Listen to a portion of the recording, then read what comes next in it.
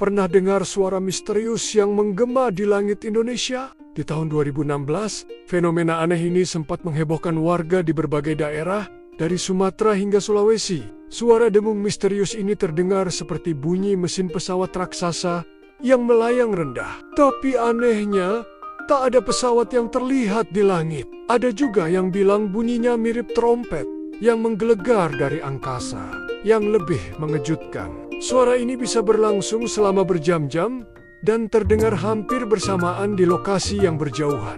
Para ahli sudah mencoba menjelaskan mulai dari aktivitas tektonik, fenomena atmosfer, hingga gelombang elektromagnetik bumi. Menariknya, bunyi serupa juga pernah dilaporkan di berbagai negara lain. Ada yang menyebutnya The Hum atau Sky Trumpet, fenomena global yang masih jadi teka-teki dunia. Penasaran dengan misteri alam Indonesia lainnya? Jangan lupa subscribe dan aktifkan notifikasi untuk konten seru berikutnya.